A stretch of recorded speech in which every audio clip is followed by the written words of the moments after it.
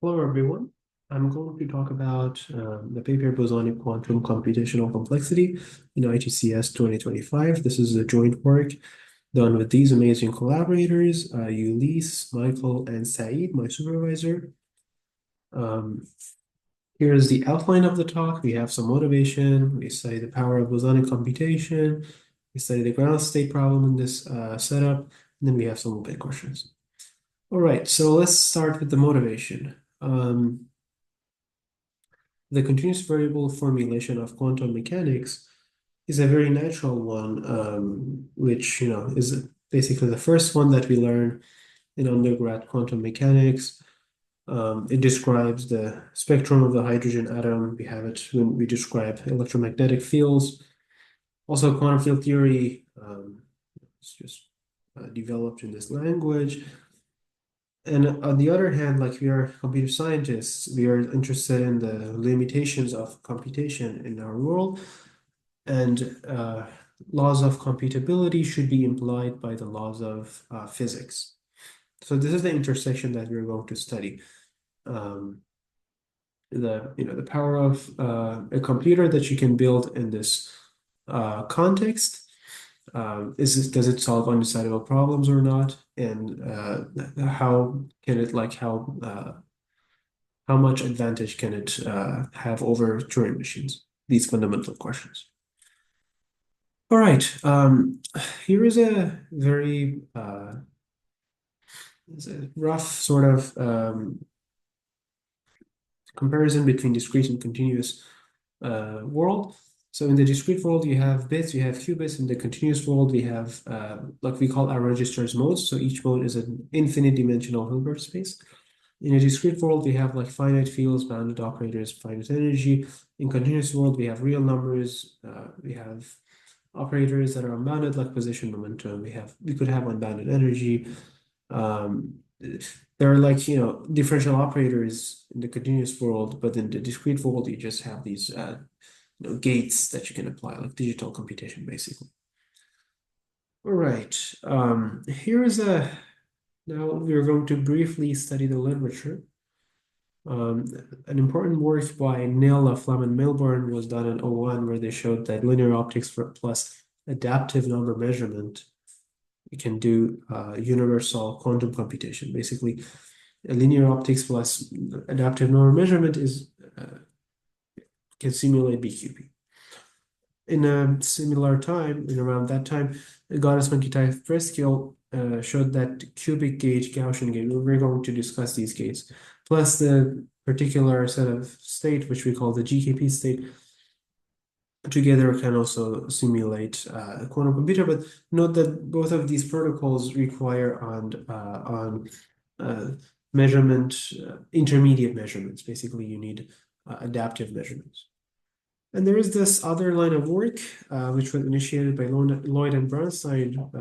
They basically claim that cubic plus Gaussian gate can do universal computation. Basically, what it means is that they say if you have e to the IH for any Hamiltonian that is a polynomial in A and A dagger H, you can find a sequence of Gaussian and cubic gates that if you multiply, you get the same unitary. But unfortunately, this result is not very rigorous. There has been many attempts at making it more rigorous, but still it's an open question. And even if you solve that, the question of efficient decomposition still remains open. So basically, we wrote this thing in red that there is yet no Solovay-Kitaev theorem in infinite dimension. But anyways, this is an interesting class of problem. You have a cubic gate and a Gaussian gate. Can you solve problems that are undecidable, for instance? Furthermore, there is this line of work on boson sampling, which was initiated by Aronson and Arkhipov in 2011. The result here is that computing the outer probabilities of these bosonic gates is like sharp P hard. All right. Now let's go into the power of bosonic computation.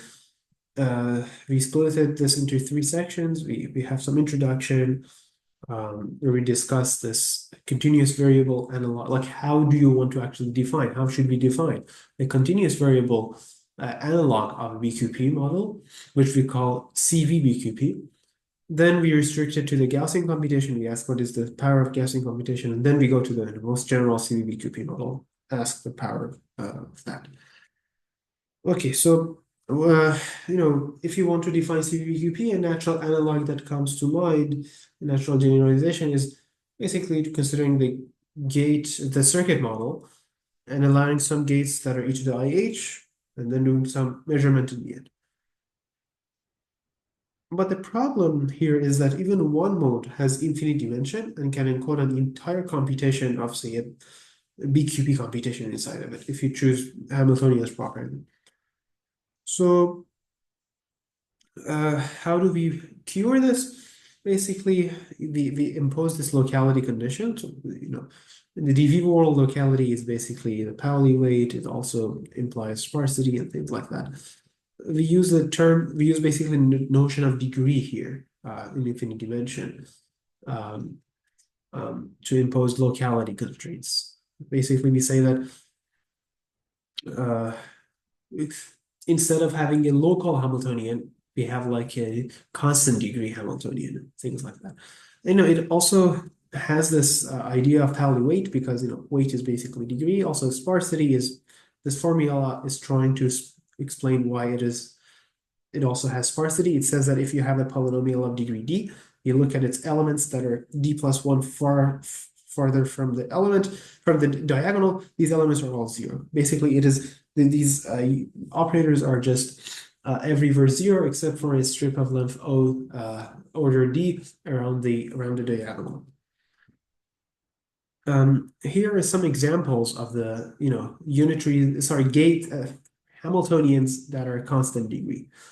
So when we say a gate generated by a Hamiltonian of constant degree, we mean e to the IH, for H being such Hamiltonians, constant degree. So we have Gaussian gates, which are generated by degree 1 or 2 Hamiltonians, like A plus A dagger, and things like that. We have a cubic gate, which is a unitary generated by this Hamiltonian, A plus A dagger cubed. We have kernel linearity. These are just some examples. Right. So let's study the Gaussian computation. This is basically where you have like some polynomial degree 2. You just multiply them, you get some Gaussian unitary. There's a nice analogy between Gaussian and Clifford in the DV world. So the thing is that if you have a Gaussian unitary, it maps a vector of annihilation operators, like basically maps an annihilation operator to a linear combination of other annihilation and creation operators, and potentially some identity. Similarly, in the Clifford world, you have that X and Z transform into basically Pauli strings go to other Pauli strings, and there is this sort of linear transformation there. If you put these lambda L together, you get symplectic matrices. Basically, there's an isomorphism between symplectic matrices over the real field and the Gaussian unitaries. For the Clifford, similarly, there is an isomorphism between symplectics over binary field at Clifford's. If you come from a physics background, you know that these are both Wigner positive. These generate Wigner positive states that can have high enough entanglement. So there is entanglement here, but Wigner function is always positive. All right. This is the one that we care about, the computational power of these models. We know that the Clifford circuits correspond to the class of parity L, which is basically computation of determinants of a binary matrix. But what is the complexity class corresponding to Gaussian unitaries? We know that it is simulable in P, basically using a similar arguments to the Goddess-Mendel theorem. But what is it exactly? So before answering that, let's take a detour. We want to introduce energy as a new resource. So remember that energy throughout this entire presentation means expectation of psi with the total number operator. And here are some, basically some ideas. You cannot have infinitely many photons in your system. You cannot have high enough squeezing. And this is basically the same as saying you cannot write large enough real numbers with arbitrarily high precision. So we put some restrictions over the energy of our system. we have that either the energy is uniformly bounded over the computation, this blue curve, you see like energy is always bounded by something, or we have that it is bounded at the beginning and at the end. In the middle, it can be whatever. So we consider these two models, and let me explain why these two are good.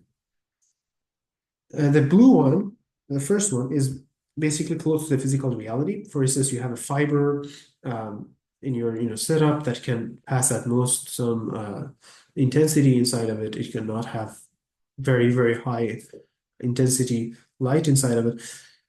That's why we consider that experimentally motivated. The other one is motivated by more philosophical arguments. We're like, at the beginning it is bounded because you start with some trivial state. Because you're doing a computation, you should start from a trivial state. In the middle, you have, in QFT, you're allowed to have infinite energies, basically. You can extract that from the vacuum or whatever. And in the end, you need it to be finite because you're doing some computation. You want to make some conclusion or some deduce something from the output of the computation, and because of that, you need some concentration of measure, and that's what's imposing the bounded energy at the end. So yeah, basically such things. And when we want to study the second model, we're interested in this limits of computability, whereas when we're studying the blue one, we're studying more, the practical aspects of the thing. So yeah, let's jump into the Gaussian computations part. Now that we have the energy bound in mind, the Gaussian computation problem is the following. So the input is a bunch of Hamiltonians, Gaussian Hamiltonians, H1 through Hm. All of them are dv2. You have some bunch of times, T1 to Tm, and you have some energy that is like bounded in the sense of the first definition. Basically, it's uniformly bounded throughout the computation. And in the end, you're deciding whether the output has a large expectation or small expectation. It's measured in the x basis, the position basis. So we show that this problem is BQL complete. BQL is bounded error quantum log space. And here's a nice intuition. Remember, recall that parity L was matrix inversion over binary matrices. BQL is sort of like matrix inversion over real matrices. So the left column is sort of like the everything over reals. The right column is everything over the binary field. So the way you can think about that. All right, let's jump into the proof of it. I'll go over it very quickly. Let's simulate this model inside BQL. You're solving this Schrodinger equation where H, the Hamiltonian, has some coupling between xi(xj), pi(pj), xi(pj), basically quadratic, right? And these matrices, the coefficients here you can put inside a matrix M. The coefficients of the linear part you can put inside some vector D. That's that. Also, a Gaussian state can be described by a covariance matrix and a vector of means, very similar to a Gaussian distribution in the classical probability. So if you look at this nicer representation, you have this nicer differential equation that is like this. And if you use standard techniques, you can transform this ODE into a linear system. And you note that polynomial energy bound translates into the polynomial condition number. So that's the way you reduce the problem of Gaussian computation to matrix inversion, which is by itself inside BQL. For the other direction, we want to simulate BQL in this model. So note that the things we're solving are basically these differential equations, and you can write the solution of it in this form. And note that there is a matrix inverse here. So Gaussian computation has a matrix inverse in its solution, and that is what we're going to extract. And how we're going to do that is sort of explained in here. Like, you can pick this guy to be 0, and you have some tricks to just get rid of this. And therefore, you just read off the entries of the matrix inverse. Okay, now let's jump into the CVBQP problem, the non-Gaussian computation problem. Here, it's very similar to the Gaussian case. But the difference is that you allow the cubic case as well. So you have Gaussian, cubic, and the measurement is in the number basis. So number basis, cubic, Gaussian. That's that. Here is the definition of the CVBQP. We say that CVBQP is a class of languages that we can decide by a polytime uniform family of circuits that have cubic plus Gaussian. The yes cases have large n, no cases have small n, right? Okay. Here are the results of the power of the CVBQP model that we get. So remember that our CVBQP model has x cubed in it, and in order to generate, arbitrary unitaries and stuff, we need something like Solovay-Kitaev theorem. So the first statement here is basically saying that if we have Solovay-Kitaev, then CVBQP is stronger than BQP. And the reason that this is not immediately implied by, the Neal Laflamme Milburn or the Gottesman-Neal,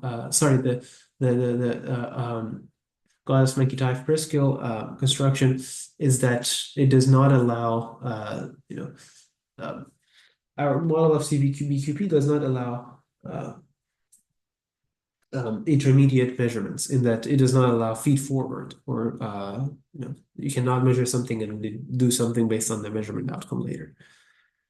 Okay. Next, we show that one can strongly simulate CVBQP inside X space. Then we show that if you're just interested in computation of observables, when you have some observable, you want to estimate the expectation value of that with respect to the state that's an output of a cubic plus Gaussian. This is done in P space. Note that there is a big difference here. We conjecture that this problem, like CVBQP x cubed, is like really harder than the observable estimation. Okay, let's jump into the proofs. So the BQP lower bound is proven very simply. You can make this matrix like this operator in the Fock basis has some representation like this.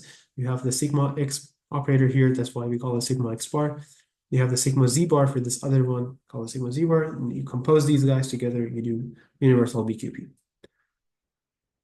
For the X space upper bound, we show that you can truncate, if you truncate unitaries in the Fock basis up to some cutoff E, and your energy throughout the computation is at most E star, then you have this, the bound that, applying this guy on psi or this guy on psi, like actual evolution versus approximate evolution on psi, is closed. We call this the Markov inequality, the quantum Markov inequality. And then we show that having double exponential energy is fine. We're going to discuss that later, like why double exponentially is needed. And that gives us a double exponentially time algorithm. If you do some depth reduction techniques, Feynman path integrals, some tricks, there you get an X space upper bound instead of double X upper bound. All right, let's go to the double X upper bound of energy that we discussed. Like, remember here we have more on this later. Now it's the later. We're going to say, why do we have this double exponential energy? And I'm going to show you the circuit that generates it. So to consider this the unitary U, this unitary V, I have written the update rule here. So if you start with X, you can just follow these and you get P plus X squared. If you do it twice, you get something plus X4. If you do it K many times, you get something plus X to the 2 to the K. And that's the reason we get like the double exponential energy. And we think we cannot improve that. That's the second step of the previous algorithm. All right. If you go like the last result that we have about CVBQP is the observable estimation, which is like you're given some operator X, you're told to evolve it through the circuit, and then for some index output alpha, like the coefficient of that index, alpha mu nu. And this can be done by just following the update rules as we did in the previous slide. But note that the number of operators you're keeping track of is exponentially large. Therefore, you have an exponential algorithm, exponential time algorithm. If you do depth reduction, you get P space. That's the way you prove that. And now we're done with the BQP computation. We're going to go to the ground state. Uh, we have the CV, like continuous variable local Hamiltonian problem of degree D, which is a problem of finding ground energy at local Hamiltonian of CV Hamiltonians of degree D. There exists some literature showing, for instance, this problem is QMA complete. Then you restrict to Pauli and photons. We ask, what if we just remove this? And then we show that from reductions from Hilbert's 10th problem, this problem becomes undecidable for degree 8. And yeah, and therefore there are a lot of natural follow-up questions. What about degree 2 or degree 4 Hamiltonians? How about optimization over Gaussian states? How about finite stellar rank? And we're going to talk about this other problem, the boundless problem, which basically asks whether a Hamiltonian has a ground state or not. So let's consider the boundedness.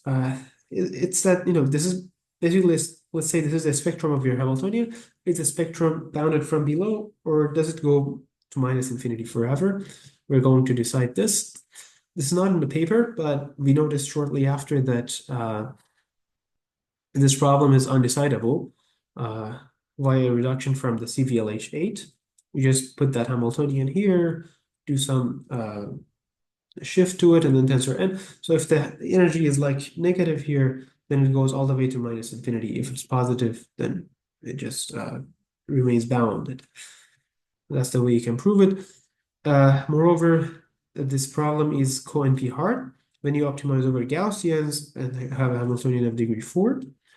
And we have some positive results. We show that there exists a sound algorithm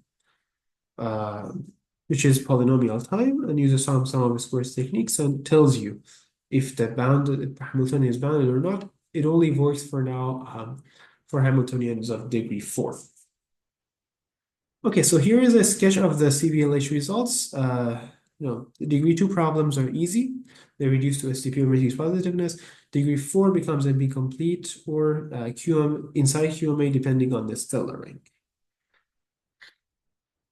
So you have this sort of, transition from P, the degree 2 to like then NP completeness and QMA problems, and then you go all the way to undecidability in this ground state of, in the ground state problem of CV Hamiltonians. Open problems, can we do any better than, can we improve the upper bounds on the CVBQP? Can we prove that it is equal to BQP? And usually in like a quantum dynamics, we have like the dissipations, like what happens under loss or like pumping or these sort of errors that can happen to our actual system. What is a Hamiltonian simulation algorithm in CV? We cannot do trotterization naively because of unboundedness of operators. How will do some of the scores techniques work for deciding boundedness? And then this problem that we did not discuss at all, like, is the spectrum continuous or discrete? Can we decide that?